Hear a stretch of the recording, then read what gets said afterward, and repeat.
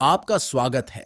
खुद की खोज में हम भगवत गीता के मर्म में उतरेंगे, प्रचलित गलत धारणाओं को संबोधित करेंगे जिन्होंने इसके वास्तविक सार को अस्पष्ट कर दिया है। भगवत गीता अध्याय 2 श्लोक 22 से 24 में भगवान कृष्ण हमारी स्वयं की प्रकृति पर चर्चा कर रहे हैं, जिसे जीवात्मा के रूप में जाना जाता है। ये श्लोक इस विचार को व्यक्त करते हैं कि हम शाश्वत, अविनाशी और शरीर और मन से परे हैं। श्लोक 24 में इस बात पर जोर दिया गया है कि हम सर्वव्यापी हैं। यह सुझाव देता है कि हम हर जगह मौजूद हैं। पिछले वीडियो में हमने अपने अनुभव से देखा कि हम हमारे शरीर नहीं हैं। इसके अतिरिक्त लॉ ऑफ ऑटोमेशन प्लेलिस्ट में हमने चर्चा की मन हमारे नियंत्रण से परे कैसे काम करता है, जिसका अर्थ है कि हम अपने मन भी नहीं हैं। इस बिंदु पर हम खुद को एक साक्षी के रूप में पहचानते हैं जो 5 इंद्रियों के माध्यम से अनुभव करता है और विचारों, कल्पना और सपनों जैसी मानसिक गतिविधियों का निरीक्षण करता है। अब आइए देखें कि भगवत गीता साक्षी के बारे में क्या कहती है और यह हमारे अस्तित्व को कैसे परिभाषित करती है। इन 3 श्लोकों पर विचार करें। क्या आप ऑब्जर्वर, सर्वव्यापी और हर जगह मौजूद अपने सच्चे स्वरूप की अवधारणा को देख सकते हैं? यदि आप कहते हैं कि श्लोक 23 और 24 में श्री कृष्ण आत्मा का उल्लेख कर रहे हैं, जबकि श्लोक 22 में वह जीवात्मा की चर्चा कर रहे हैं और दोनों अलग अलग अवधारणाएं हैं। जीवात्मा पुनर्जन्म लेती है जबकि आत्मा सर्वत्र अनंत है। जीवात्मा यानी हम आत्मा का एक हिस्सा है। इस पर विचार करें। वैभव अपने बालों को छोटे करवाने वाला है।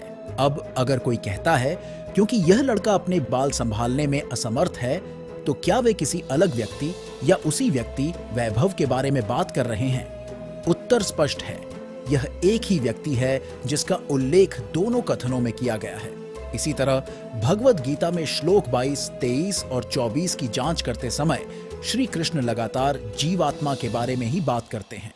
श्लोक 23 में इस आत्मा को और श्लोक 24 में क्योंकि यह आत्मा का उपयोग उसी जीवात्मा के बारे में चर्चा की निरंतरता को पुष्ट करता है।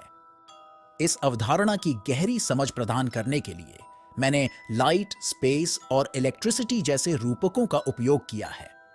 यह महत्वपूर्ण है कि इन तुलनाओं की लिटरली व्याख्या न की जाए और इन तुलनाओं को लिटरली न लिया जाए।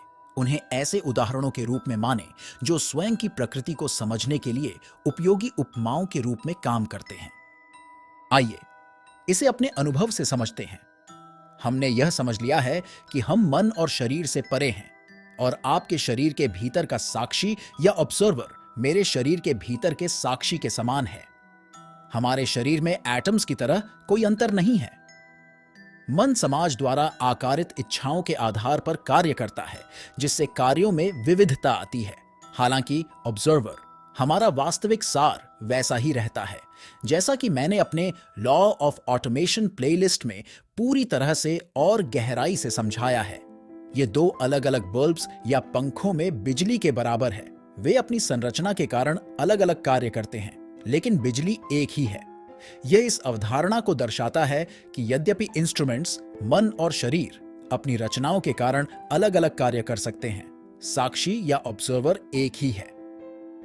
लाइट का उदाहरण लेके हम खुद की ऑमनीप्रेजेंस या सर्वव्यापकता को समझ सकते हैं। हम प्रकाश के समान हैं। क्या आप लाइट की प्रकृति जानते हैं? हम स्वयं लाइट को नहीं देखते हैं, बल्कि हम उसका प्रतिबिंब या रिफ्लेक्शन देखते हैं। यदि प्रकाश है लेकिन उसे रिफ्लेक्ट करने के लिए कोई वस्तु नहीं है, तो हमें अंधकार दिखता है। जब आप चंद्रमा पे होंगे, जहां वातावरण और वस्तुएं की कमी के कारण सूरज की रोशनी की उपस्थिति के बावजूद भी आसमान में अंधेरा दिखाई देता है। इसी तरह शरीर के बिना ऑब्जर्वर का पता नहीं लग सकता है। रिफ्लेक्शन से पहले भी लाइट होती है जो रिफ्लेक्ट करने वाली किसी वस्तु के अभाव में अदृश्य रहती है, यानी दिखाई नहीं देती है। इसी तरह चेतना, ऑब्जर्वर या हम हर जगह हैं, लेकिन यह शरीर के माध्यम से ही पता लगाया जा सकता है।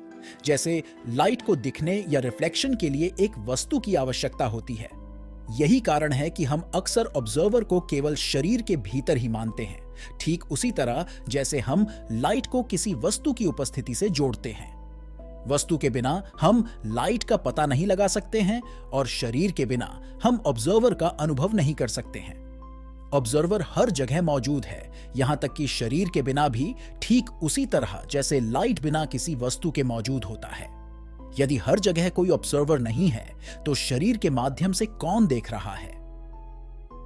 यह पूछने के समान है कि यदि कोई लाइट नहीं है तो यह किसी वस्तु से कैसे रिफ्लेक्ट हो सकता है? इस पर विचार करें। क्या वह प्रकाश जो रिफ्लेक्ट नहीं हुआ है वह उस प्रकाश से भिन्न है जो रिफ्लेक्ट हुआ है? नहीं, यह वही लाइट है ना? इसी तरह जब हम आत्मा और जीवात्मा की अवधारणाओं में गहराई से उतरते हैं तो कुछ लोग सोच सकते हैं कि वे अलग अलग हैं। हालांकि करीब से जांच करने पर यह स्पष्ट हो जाता है कि जीवात्मा को ही हर जगह मौजूद बताया गया है। इसका तात्पर्य यह है कि आत्मा और जीवात्मा वास्तव में एक ही हैं। जिस प्रकार आपके शरीर के भीतर का स्पेस मेरे शरीर के भीतर के स्पेस या शरीर के बाहर के स्पेस के समान है जो पूरे ब्रह्मांड में फैला हुआ है। अब अगर मैं हम स्वयं आत्मा, जीवात्मा, देहदारी आत्मा, चेतना, साक्षी, ऑब्जर्वर, सोल, कॉन्शियसनेस जैसे शब्दों का उपयोग करता हूं तो ये शरीरों के माध्यम से निरीक्षण करने वाले ऑब्जर्वर के लिए अलग अलग नाम हैं। तो फिर श्लोक 22 का क्या अर्थ है यदि ऑब्जर्वर हर जगह है? जैसा कि इस श्लोक में बताया गया है, हम ऑब्जर्वर की एक शरीर से दूसरे शरीर तक यात्रा के विचार को कैसे समझें? अगले वीडियो में हम श्लोक 22 में उल्लिखित पुनर्जन्म की अवधारणा की गहराई से पड़ताल करेंगे, इसके गहन अर्थ की खोज करेंगे। अपने आप को एक ऐसे रहस्य उद्घाटन के लिए तैयार करें जो आपकी समझ को चुनौती देगा और आपको दिमाग हिलाने वाला परिप्रेक्ष्य देगा। बने रहें